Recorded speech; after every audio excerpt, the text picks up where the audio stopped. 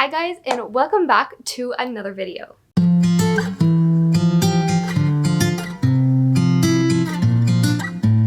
Today's video is actually going to be a 6-month postpartum update. In this video, we are going to talk about my journey throughout the last 6 months, losing weight, getting an IUD, preparing for a Vbac, overall just body changes, what's been going on with my hands and wrists, and the new hair growth. I do want to add in here that I will be talking about my weight and miscarriages, so if that is a sensitive topic for you, please just leave the video. I won't be offended. I just want to make sure that mentally you are okay. With that disclaimer out of the way, let's just hop right into it. The first thing that I want to go over is that I have lost 10 pounds in a little less than a month. I tried to start my fitness journey back at 3 months postpartum. However, I think that I tried to get back into the game way too soon. My body wasn't ready for it at all.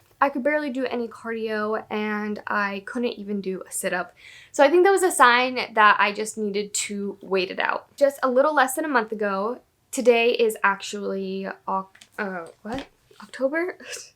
Today is Monday, November 22nd, and I started my actual fitness journey on October 24th. I weighed, okay, let's backtrack. I was 150 when I first went to the doctors for my prenatal checkup. Throughout my pregnancy, I gained quite a bit of weight, so I came out at almost 190 pounds when I was at the hospital getting induced to have Carter. After 4 days of laboring, not eating, and delivering Carter via C-section, I weighed 170 upon returning home. Now that you have a little bit of a background, as of October 24th, I weighed 174.8 pounds. And that really killed it because I had gone from losing so much weight postpartum to gaining weight, which really wasn't much. But at the same time, I wasn't eating right because I've just been so busy caring for a newborn and I wasn't exercising like I had been. But as of today, I can successfully say that I have lost a little over 10 pounds. I now weigh 164.4 as of yesterday, which I'm really proud of myself. I know that it is a slow journey. All I have been doing is counting calories, and I have been doing the Grow with Jo exercises. I really love her Korean K-pop one. It's actually really fun and exciting. On top of that, I have been doing Just Dance. I started out with Just Dance, and then when I found with Grow with Jo, I just found it was more exciting and I could push through more. That has just been the very start of my fitness journey. I have a long ways to go and I will definitely keep you guys updated. Second thing was a big struggle for me, and that was my IUD. If you don't know what an IUD is, it's like this little T contraption that they put in your uterus as a form of birth control. I got my IUD at 8 weeks. I bled very heavy and had clots for a long time, and I just was in a lot of pain, so I felt like something was up when I was able to get a doctor's appointment, which was a month or 2 out, which really sucked. We had found out that it was coming out and my body was contracting because it didn't want it anymore. At that point, we just removed it and put in a new one. However, with this new one, I also had very heavy bleeding for about a week, then nothing. About after 3-ish weeks, I actually was having some pregnancy symptoms. I just felt like shit. So I decided to take a pregnancy test. And the pregnancy test came out negative. But when I did the math from when the IUD was not working and the time that I took the pregnancy test, there wasn't enough time in between to test the pregnancy correctly. I waited another 2 weeks. I ended up getting 3 positive pregnancy tests. I actually have a picture of the dates and stuff. I'll put it right here.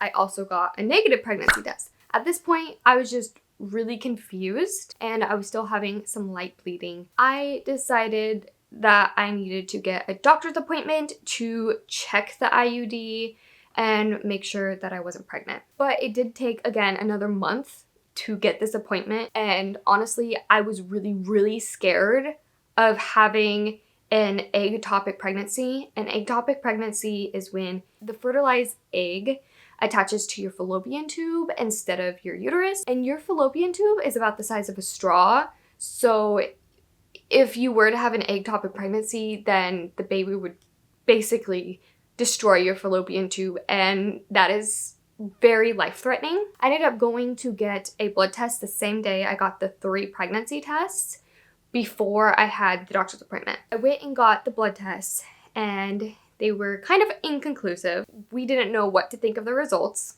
I just tried to be calm and went in for my appointment when it came time to. At the appointment, we came to the conclusion that this was just a natural miscarriage, which is completely natural.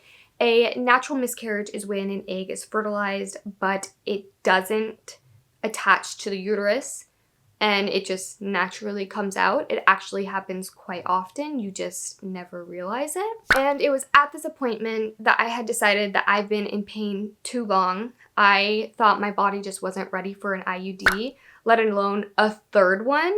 So I took it out and I've been on the birth control pill since, and I have never felt better than prior to my pregnancy.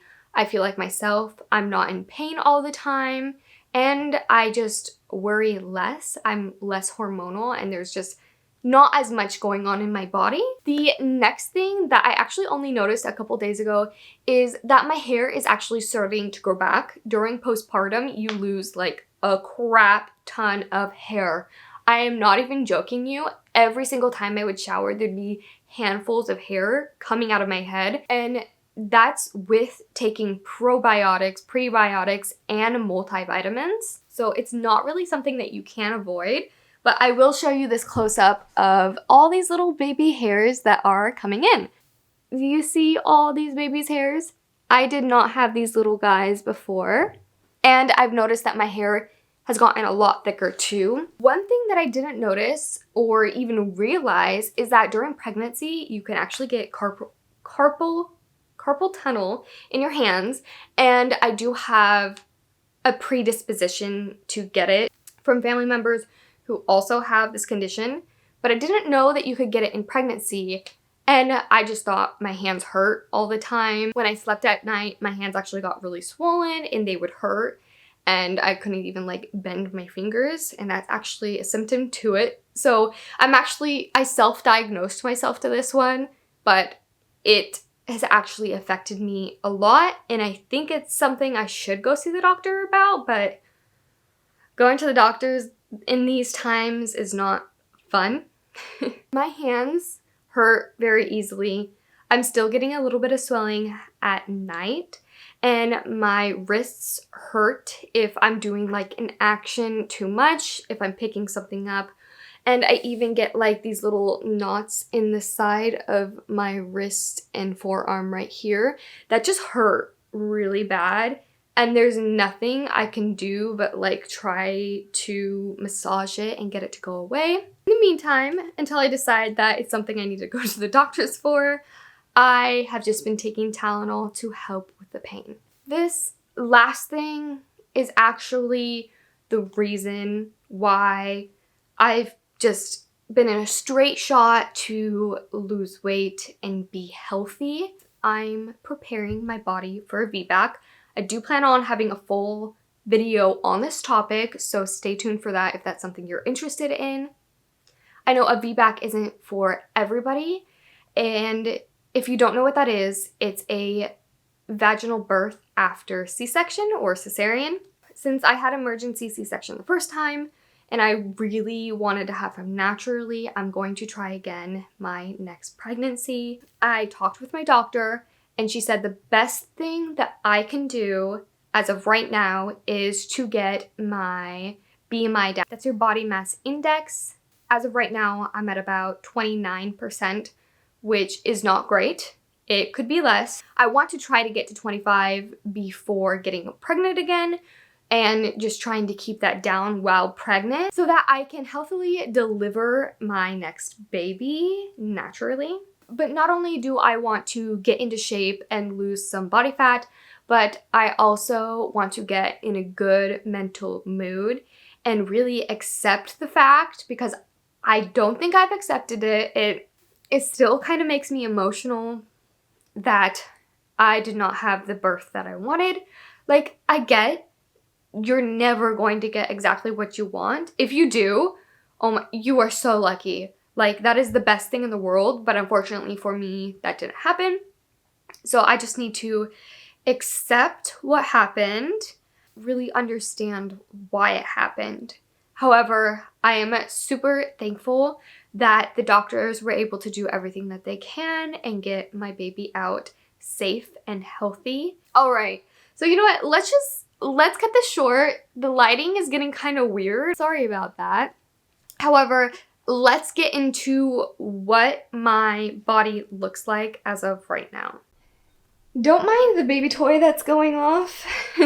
I threw it in the closet really quick just to get it off the floor, and it went off. But this is what I'm looking like.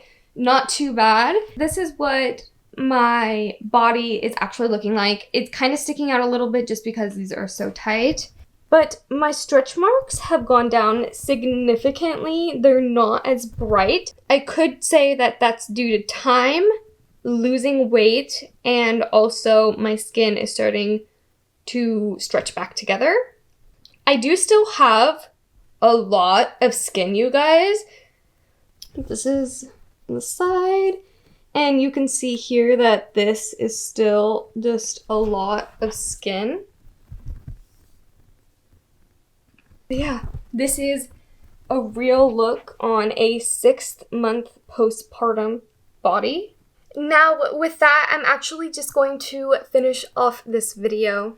Thank you so much for watching, and I hope that you all have a great rest of your day.